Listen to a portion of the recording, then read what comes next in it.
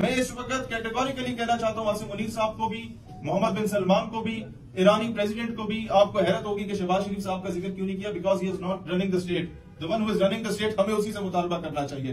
तो जितने भी आपके, मैं अफगान गवर्नमेंट को भी कहूंगा, मैं अर्दगान को भी कहूंगा, ये मैं नहीं कह रहा, ये पूरी उम्मत मुस्लिमा की आवाज है। अब मामला अलकुद्स का है। अगर अलकुद्स बैतुल मक़दस सेफ नहीं है तो फिर ना इस्लामाबाद सेफ है, ना जद्दा सेफ है, ना कोई और मुल्क का कैपिटल सेफ है। जब से अमेरिकी सदर डोनाल्ड ट्रंप इलेक्ट हुआ है बाय द डीप स्टेट, उसके बाद अगर पहला ऑफिशियल विजिट अमेरिका का किया गया है तो वो नेतन्याहू ने किया कल, और अभी उसके विजिट को मैं समझता हूं एक दिन होने को है, और एक इंतहाई भयानक और घिनौना बयान दिया डोनाल्ड ट्रंप ने, जो कि इससे पहले 75 साल तारीख में किसी की जरूरत नहीं थी कि वो इतना फ्रंट फुट पे आके बयान दे।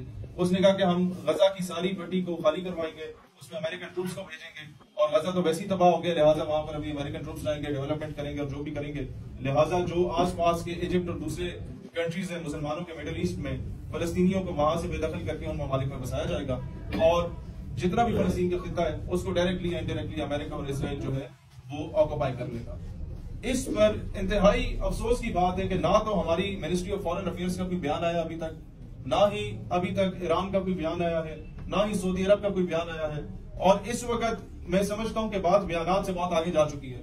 We have been defending Iran and Afghanistan as far as Pakistan Azadi Party is concerned. हम लोगों ने हमेशा कहा कि क्रॉस बॉर्डर टेररिज्म होती है, उसके बावजूद भी हम लोगों ने ईरान और अफगानिस्तान को हमेशा डिफेंड किया। लेकिन इस वक्त मैं उनसे डिमांड करूंगा कि now it is your time to prove that you are a good friend of Pakistan. इस वक्त Pakistan, Iran and Afghanistan they can not afford कि वो एक दूसरे के गुथम गुथा और मुसलमान का गला काटे, और क्रॉस बॉर्डर टेररिज्म हो जिससे हमें आपस में नुकसान हो। और यही यहूद व अनूद चाहते हैं कि मुसलमान के अगेंस्ट जाए। इसी बेस पे सऊदी यमन की जंग छेड़ी गई। पाकिस्तान को एज अ न्यूक्लियर स्टेट अपना किरदार अदा करना चाहिए कि यमन में जो इस वक्त शाम में जो नई हुकूमत का क्याम हुआ है उनको बुलाए पाकिस्तान में, उनका खैर मकदम करे। ईरान और उनके दरमियान जो टेंशन चल रही है उनको मिनिमाइज किया जाए। ईरान और सऊदिया के दरमियान जो टेंशन चल रही है उन्हें खत्म किया जाए। जो सऊदिया और यमन के दरमियान टेंशन चल रही है उन्हें खत्म किया जाए। उम्मत मुस्लिमा को अगर कोई कुव्वत इस वक्त मुत्तहिद कर सकती है तो वो पाकिस्तान ही कुव्वत है, जो वाहिद ऐसी रियासत है जिस पर तकिया करके तमाम इस्लामी ममालिक बैठे हुए हैं। और अभी आहिस्ता आहिस्ता उनका जो एक उम्मीदों का मरकज है वो पाकिस्तान की तरफ था तो सही, अब भी है, लेकिन आहिस्ता आहिस्ता वो घटता जा रहा है, और ये बहुत ही अफसोसनाक बात है। इस वक्त जरूरत इस अमर की है कि मिनिस्ट्री ऑफ फॉरेन अफेयर्स को हरकत में आना चाहिए।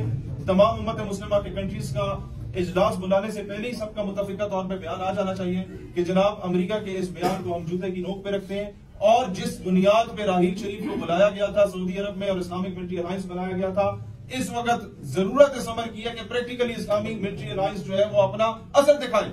और जब United nation peace keeping forces बन सकती हैं, जो कि दुनिया का पीस कीपिंग के नाम पे एक बहुत बड़ा फ्रॉड है, जहां गरीब ममालिक की फौजों को बुलाया जाता है डबल तनख्वाहों के नाम पे, और जितने सेंट्रल अफ्रीकन रिपब्लिक्स में से oil, gas, coal and gold के रिजर्व्स निकलते हैं, उनको कब्जा करने के लिए अमेरिकन साइंटिस्ट और इंजीनियर्स अंदर जाते हैं और बाहर चौकीदारी के लिए ये सारे मौजूद होते हैं। पूरी दुनिया का सोना उन्होंने चुराया, पूरी दुनिया के गैस एंड ऑयल रिजर्व्स उन्होंने चुराए। जब United nation peace keeping forces बन सकती हैं, जब नेटो का अलायंस बन सकता है दुनिया में दहशतगर्दी करने के लिए, तो दहशतगर्दी के खात्मे के लिए और कुछ नहीं, कम से कम अलकुद्स पीस कीपिंग फोर्स बन सकती है। और इसका इनिशिएटिव और किसी ने नहीं लेना, किसी ने बाहर से आके आपके हिस्से की जंग नहीं लड़नी।